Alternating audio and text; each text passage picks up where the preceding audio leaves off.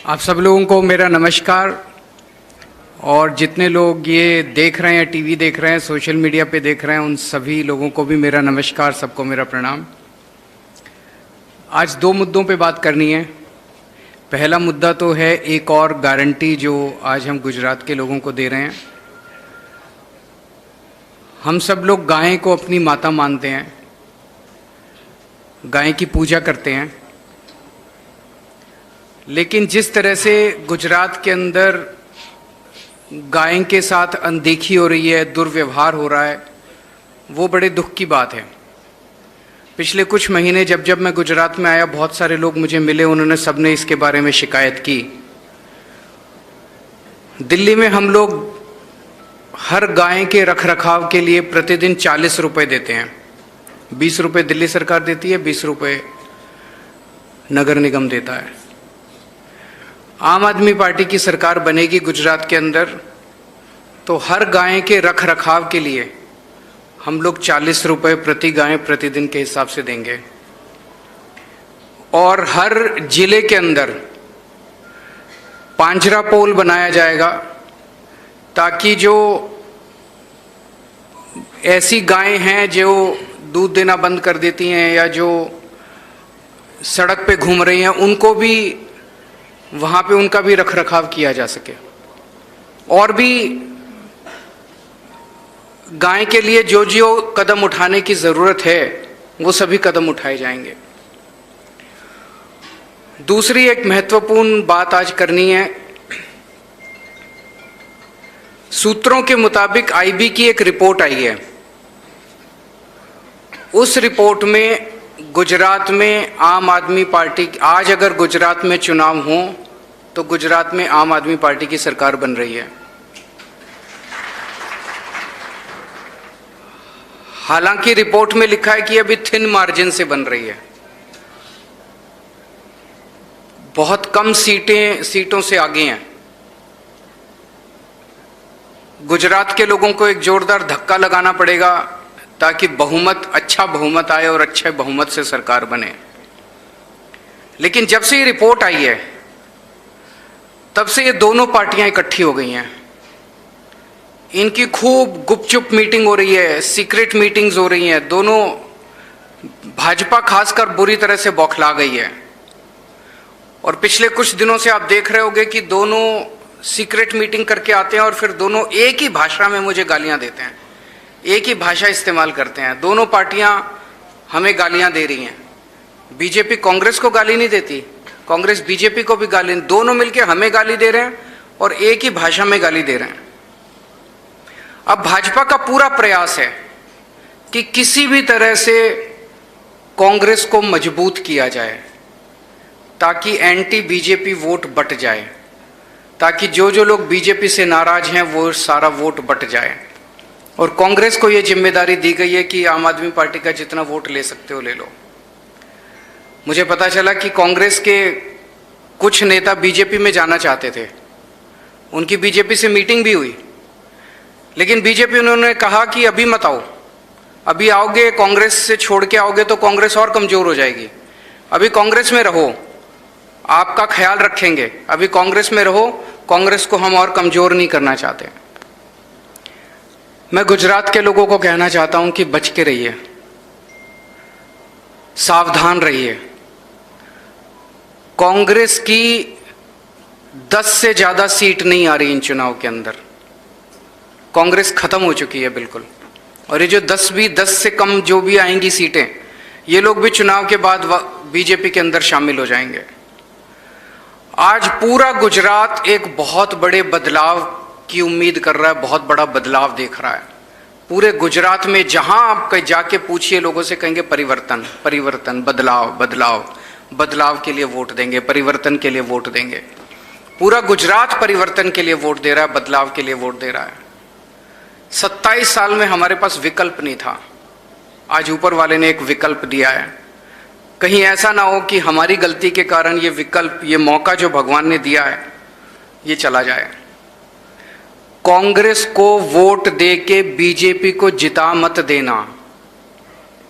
कांग्रेस को वोट देना बेकार है, कांग्रेस को वोट देना गुजरात के हित में नहीं है। जो जो लोग बीजेपी से नाराज हैं सब लोग मिलके आम आदमी पार्टी को वोट दो ताकि गुजरात में बदलाव लाया जा सके। जैसे मैंने कहा कि आईबी की रिपोर्ट में मार्जिन बड़ा थिन है, इसलिए गुजरात के लोगों से मेरी अपील है कि एक जोरदार धक्का और लगाने की ज़रूरत है। एक जोरदार धक्का लग गया तो पंजाब और दिल्ली दोनों के रिकॉर्ड टूट जाएंगे। मैं मान साहब से कहूँगा कि वो जिस तरह माननीय मुख्यमंत्री अरविंद केजरीवाल जी उन्होंने कहा है गाय के बारे में, पंजाब में हमारी सरकार में एक गाय रक्षा कमीशन है। देखिए, हम गाय को गौशाला में रखने के लिए बहुत से टैक्स लेते हैं लोगों से। पेट्रोल में और डीजल में काउ सेस है और बहुत सी एक्साइज में काउ सेस है। तो वो काउ सेस का पैसा पहले सिर्फ करप्शन के लिए इस्तेमाल होता था। जो गौशाला है उसमें वो गाय जो दूध देना बंद कर देती है उनको छोड़ देते थे सड़कों पर, और सड़कों पर हादसे हर रोज होते हैं। कभी किसी गाड़ी के सामने गाय आ गई, गाय भी जान से गई और पूरा परिवार कई बार जान से हाथ धोता है। और वो गाय जो हैं अगर शहर में है तो प्लास्टिक खाती हैं और बीमारियां उनको लगती हैं। बहुत ही तड़प तड़प के मौत उनकी सड़क पर होती है। और खेतों में भी जब ये 100-100 100-125 का जो झुंड है जाता है तो फसलें खराब होती हैं। तो हमने गाय रक्षा कमीशन जो है उसको मजबूत कर दिया। उसको पूरे पंजाब के जो गौशाला हैं गवर्नमेंट एडेड हैं उनको बता दिया कि आपको अगर ज़मीन चाहिए हम और ज़मीन दे देंगे, शेड चाहिए हम और शेड दे देंगे। और चारा, पंजाब के लोग क्योंकि बहुत दान करने में बहुत विश्वास रखते हैं, जैसे लंगर लगाते हैं, चारा बहुत ज़्यादा चारा आ जाता है पुण्य के रूप में कि जी हम दसबंद बोलते हैं, हमारे 10वां हिस्सा अपनी कमाई में से भी 10वां हिस्सा, फसल में से भी 10वां हिस्सा वो निकालते हैं। तो गाय रक्षा कमीशन जो है उसको हम बहुत मजबूत कर रहे हैं और सभी गौशालाओं को बोल दिया है कि आपने ऐसा नहीं करना है कि किसी गाय को आप इसलिए छोड़ दो कि आपका चारा नहीं है या आपके पास उसको रखने की जगह नहीं है। बाकी जो समस्याएं पंजाब की हैं वही समस्याएं, मैं कल जूनागढ़ गया था, कल मैं कच्छ में भी गया था, वहाँ तो बहुत पंजाबी भी मिले थे। पूरे देश की समस्याएं आपस में मिलती जुलती हैं। हमारे यहाँ भी खेती की दिक्कत है, हमारे यहाँ भी जय जवान और जय किसान का नारा लगता है, यहाँ भी लगता है। हमारे यहाँ भी पानी जो है सिंचाई के लिए खेतों तक पहुँचता नहीं है, कहीं टेल जो एंड पड़ते हैं टेल एंड पर, यहाँ भी पानी की समस्या है कि सिंचाई के लिए पानी नहीं मिलता। हमारे यहाँ भी करप्शन है, यहाँ भी करप्शन है। हमारे यहाँ भी सरकारी स्कूल का इन्होंने बेड़ा गर्क किया, यहाँ भी यही हाल है। हमारे यहाँ भी हॉस्पिटल का वही हाल है जहाँ गुजरात में है। और कल मैं कुछ सड़कों पर गया, जूनागढ़ में भी गया, कच्छ में भी गया, गांधीधाम में, मतलब मैंने सड़क में गड्ढे बहुत देखे थे लेकिन गड्ढों में सड़क पहली बार देखी है। मतलब इतना बुरा हाल है रोड्स का। तो ये सब कुछ ठीक हो सकता है, कोई खजाने में कमी नहीं होती। 2.5 लाख करोड़ से ज़्यादा बजट है स्टेट का। जब दिल्ली में अरविंद केजरीवाल जी ने मुख्यमंत्री के तौर पे ओथ ली थी तो 28,000 करोड़ बजट था, महज 28,000 करोड़। अगले साल मनीष सिसोदिया जी ने जो वित्त मंत्री थे उनसे व्यापारियों से बात की, तब बैट होता था, बैट 12.5%, अब जीएसटी आ गई, बैट को 7.5% कम कर दिया, 5% बैट रह गया। लेकिन व्यापारियों को बोला कोई रेड राज नहीं होगा, टैक्स दे देना। बैट 7.5% कम करके 2,000 करोड़ की इनकम बढ़ गई थी, लोग पैसे देने लगे ईमानदारी से। सो अगर ईमानदार सरकार हो तो सब कुछ हो सकता है, बिजली मुफ्त हो सकती है, पंजाब में हमने कर दी 1 जुलाई से। 17,000 से ज़्यादा नौकरियां हमने पंजाब में नियुक्ति पत्र दे दिए। कच्चे मुलाजम बहुत है पंजाब में जो कॉन्ट्रैक्ट पे हैं। मुझे पता चला यहाँ तो पुलिस भी कॉन्ट्रैक्ट पे है।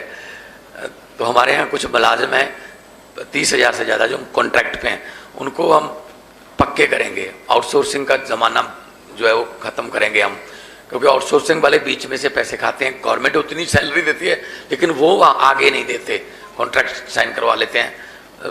तो सबको पक्की नौकरी मिलनी चाहिए। और पंजाब में हमने करप्शन के लिए एक हेल्पलाइन नंबर जारी किया। बहुत से फ़ोन आते हैं, हर रोज़ गिरफ्तारियां होती हैं।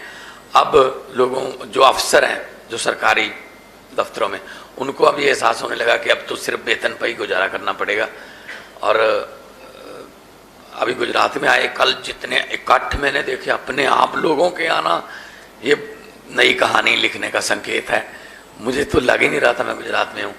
ऐसा ही माहौल, बिल्कुल ऐसा ही माहौल 2022 में इलेक्शन से 1 महीना पहले पंजाब में था। तो नई कहानी लिखने के लिए गुजरात के लोग तैयार बैठे हैं। पहले उनके पास कोई ऑप्शन नहीं थी, सिर्फ एक ही बटन था। अब बटन अगर बदल गया तो किस्मत बदल जाएगी। कोई क्वेश्चन अगर है तो?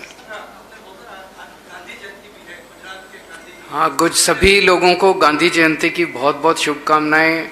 लाल बहादुर शास्त्री जी का भी आज जन्म दिवस है, उसकी भी बहुत सारी बहुत शुभकामनाएं।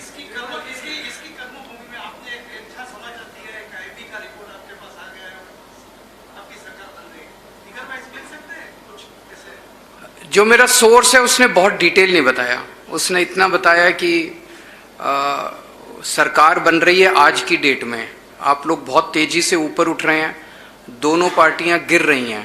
अगर ये ट्रेंड चलता रहा उनके गिरने का और हमारे बढ़ने का तो मार्जिन बढ़ेगा। लेकिन आज थिन मार्जिन से 2-4 सीटों से आगे हैं हम लोग और सरकार बन रही है, इतना मुझे आइडिया है।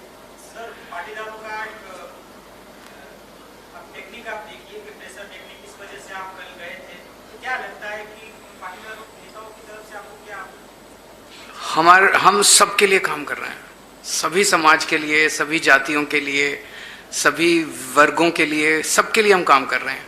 सबको बच्चों को स्कूल बनवाएंगे, अच्छी शिक्षा देंगे, सबका भविष्य बनाएंगे। हमारे पे किसी ने कोई प्रेशर नहीं डाला। हमारा एजेंडा जो है वो सबको पसंद आ रहा है। आज लोग, मुश्किल से 5-6 महीने हुए हमें चुनाव प्रचार करते हुए। हम 1 मिनट में बताता हूँ, मैं आपको एक छोटा सा उदाहरण देता हूँ। मैं टीवी पे एक प्रोग्राम देख रहा था, प्रधानमंत्री जी आए, मेरे ख्याल से 30,000 करोड़ का पैकेज, ऐसे कुछ 30,000 करोड़ का था, 20,000 करोड़ का पैकेज उन्होंने अनाउंस किया। एक आदमी वहां से उनकी सभा से बाहर निकल रहा था, उससे एक टीवी वाले ने पूछा, तो क्या आपको लगता है कि गुजरात में विकास हुआ? उसने कहा हाँ जी हुआ, बहुत हुआ। तो उसने कहा कि देखिए आज इतने 1,000 करोड़ का पैकेज देके गए हैं, तो बहुत विकास हुआ। तो उसने कहा कि वोट दोगे बीजेपी को? उसने कहा नहीं, वोट नहीं दूंगा। अच्छा, क्यों नहीं दोगे? कहते विकास तो हुआ, मुझे क्या मिला? उसके तो बच्चों को रोजगार नहीं मिला ना, उसकी तो बिजली सस्ती नहीं हुई ना, उसको तो महंगाई से छुटकारा नहीं मिला ना, उसको तो स्कूल नहीं मिले ना। आज हम वो बड़ी बड़ी बातें करते हैं बीजेपी वाले, बड़ी बड़ी बात, आम आदमी को क्या लेना देना? इतने 1,000 करोड़ का पैकेज, ठेकेदारों की ऐश हो गई, मंत्रियों की भी ऐश हो गई, नेताओं की ऐश हो गई, इतने 1,000 करोड़ का पैकेज।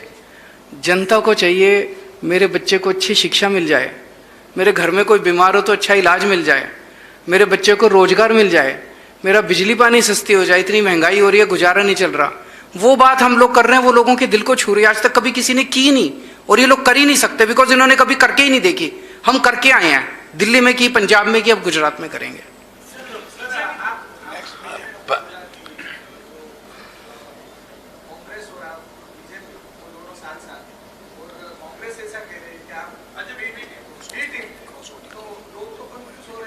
ये अभी बता रहे हैं।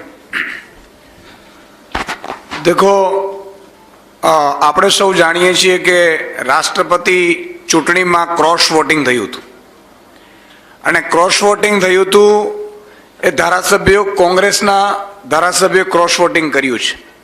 મને આપ બતાવો કે 7 થી 9 જે ક્રોસ વોટિંગ થયું એ કોણે કર્યું અને કોણે કર્યું તો કોંગ્રેસે શું પગલાં લીધા અને કોંગ્રેસે પગલાં ન લીધા તો ઈ ધારાસભ્યોની કયા ભાજપના નેતા સાથે મીટિંગ થઈ અને મીટિંગ થઈ તો શું ડીલ થઈ અને ડીલ થઈ તો કોંગ્રેસ ફરી એમને ચૂંટણીની ટિકિટ આપવાની છે. एक और भी बात है, अभी गोवा में कांग्रेस के 11 एमएलए थे, 11 में से 8 बीजेपी में चले गए. आम आदमी पार्टी के 2 एमएलए थे, 2 अभी आम आदमी पार्टी में हैं.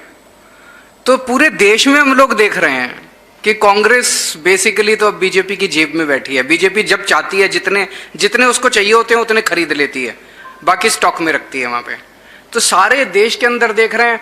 अब ये जॉइंट स्ट्रैटेजी इनकी बन गई है, सीक्रेट मीटिंग करके एक साथ आम आदमी पार्टी को हराने के लिए. ये पंजाब में भी बिल्कुल ऐसे ही हो रहा है. विधानसभा में हमने सेशन बुलाया क्योंकि उन्होंने हमारे एमएलए को फोन किए थे. तो हमने कहा कि हम सेशन में अपना विश्वास मत दिखाएंगे. तो बीजेपी तो 2 एमएलए हैं बीजेपी के 117 में से, वो तो वॉकआउट कर जाते हैं पहले मिनट में. उनकी जगह पे फिर कांग्रेस विरोध करती है कि नहीं जी ये गलत. कांग्रेस बीजेपी की भाषा बोलती है, मतलब कांग्रेस बीजेपी की तरफ से बोलती है. ऐसे लगता है जैसे कांग्रेस आई नहीं, कांग्रेस बीजेपी ब्रैकेट में. तो मतलब हालांकि कांग्रेस खुद पीड़ित है उस चीज की कि उनकी सरकारें तोड़ दी मध्य प्रदेश में, कर्नाटक में, गोवा में और अरुणाचल में, लेकिन फिर भी वो पंजाब में चाहते हैं ऑपरेशन लोटस जो है वो कामयाब हो जाए. इसका मतलब तो फिर सीधी सी बात है कि दोनों मिले हुए हैं. और ये दिल्ली में भी ऐसा किया था उन्होंने कि आपस में मिल जाओ, मतलब आम आदमी पार्टी को हरा दो, फिर बाद में आपस में देख लेंगे. लेकिन अब क्योंकि इनकी बारियां टूट रही हैं तो इसीलिए इनको तकलीफ हो रही है कि अरविंद केजरीवाल जी ऑटो रिक्शे वाले के घर पे खाना खाने चले गए, उसको पुलिस उठा के ले गई. अभी कल हर्ष सोलंकी लड़का है, उसको खाने के लिए निमंत्रण दिया था, उसको उठा लेंगे. किसी होटल की बुकिंग कैंसिल करा देते हैं, कि ग्राउंड की बुकिंग कैंसिल करा देते हैं.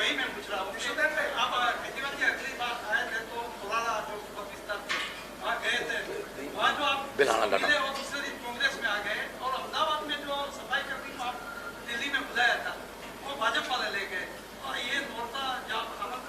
देखिए, एक तो ये बहुत अच्छी बात है कि गुजरात के 6.5 करोड़ गुजराती मुझे प्यार करने लगे हैं.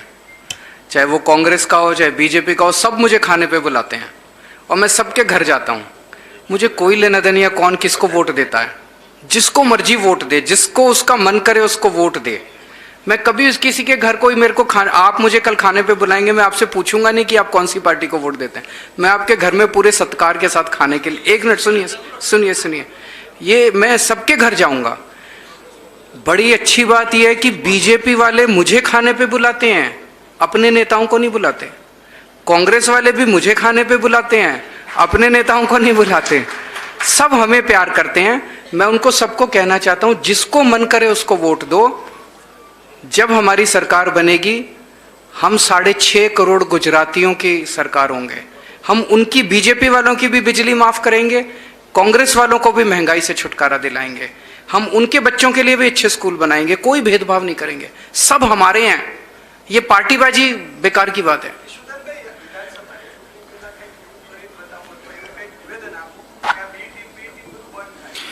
जो गुजरातनी जनता गुजरातनी जनता खूब होशियार है. गुजरातनी जनताए 32 वर्ष कांग्रेसने शासन आप्યું, 27 વર્ષથી ભાજપને આપ્યું, 27 વર્ષથી કોંગ્રેસના વિપક્ષ પદ પણ જોઈ લીધું.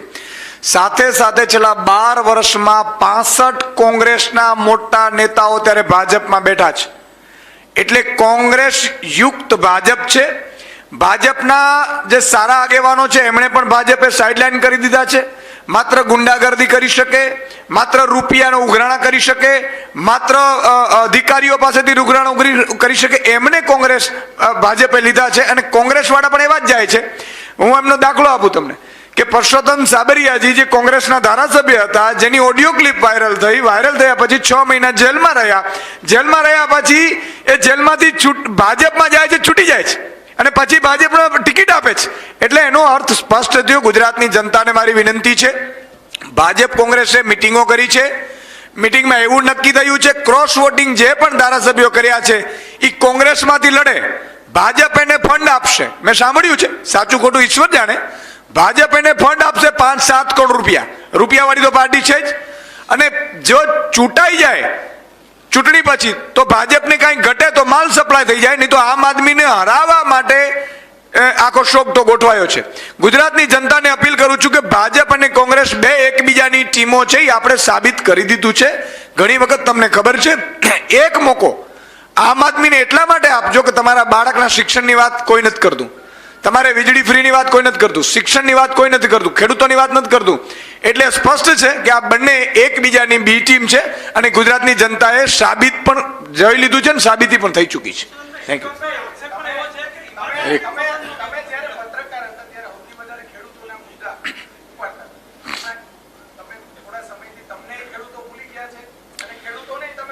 ના, આ બિલકુલ. હવે આમ સાંભળજો, તમે એવું કહ્યું કે ખેડૂતોના મુદ્દા, ખેડૂતો મારા રાજનીતિમાં આવવાનું કોઈ એક કારણ હોય, 2-4 કારણોમાંથી તો એ ખેડૂતો છે. અને ખેડૂતો માટે ગેરંટી કરી હતી ભગવત માનજીએ. ખેડૂતો માટે આજે જ તમે જોઈ લો, ત્યાં પણ કર્યું છે, દિલ્હીમાં પણ 50,000 રૂપિયા હેક્ટરે ત્યાં જમા થઈ જાય છે, જ્યાં જેનો ખેડૂતને નુકસાન થાય છે. ગુજરાતમાં પહેલી જ કેબિનેટમાં ખેડૂતોના 2 લાખ રૂપિયા માફ કરી દેવામાં આવશે. ખેડૂતોને નવાજૂની કરવા માટે એકે ધક્કો નહીં ખાવો પડે, ઓટોમેટિકલી નવાજૂની થઈ જશે. સાથે સાથે ખેડૂતોને જે વ્યાજ 0% 5 લાખ સુધીનો આવશે, 0% વ્યાજે આવશે. અને ખેડૂતોએ બિલકુલ ચિંતા કરવાની જરૂર નથી. 1.5 વર્ષની અંદર તમામ ખેડૂતોને સિંચાઈનો પાણી મળે, એની જવાબદારી પણ આમ આદમી પાર્ટી લે છે. ખેડૂતને શિક્ષણ, આરોગ્ય એ તો બધું મળશે જ. સાથે સાથે 3 પાક લઈ શકે એવી વ્યવસ્થા, 12 કલાક વીજળી અને પૂરતું પાણી 1.5 વર્ષમાં મળી રહે એવી વ્યવસ્થા આમ આદમી કરવાની છે. આના મોટો ખેડૂતોનો મુદ્દો શું હોઈ શકે ઉઠાવવાનો? Thank you. ये मेरे पास, आप लोग डाटा मांग रहे थे, ये मेरे पास पंजाब का एक डाटा है. अभी पंजाब में 6 महीने हुए हैं. 1 जुलाई से हमने 300 यूनिट पर मंथ हमने फ्री कर दिया सबको. तो 600 यूनिट 2 महीने का, क्योंकि 2 महीने का साइकिल है, हमारे 2 महीने का बिल आता है. टोटल हमारे पंजाब में 72,66,540 घर हैं, मीटर हैं बिजली के. 72,66,540. अभी सितंबर में, क्योंकि जुलाई और अगस्त का बिल सितंबर में जनरेट होता है, उसमें से 49,93,326 का बिल 0 आया है. परसेंटेज बनती है 68.71. अभी सर्दी आएगी नवंबर और दिसंबर की, और भी कम कंजप्शन हो जाएगी. देश में पहली बार होगा कि पंजाब में 90% से ज़्यादा जो हाउस होल्डर हैं, जो मीटर जिनके लगे हुए हैं, उनकी बिजली माफ हो जाएगी. अगर पंजाब में कर सकते हैं, यहाँ क्यों नहीं कर सकते? इतनी एनर्जी है. Thank you.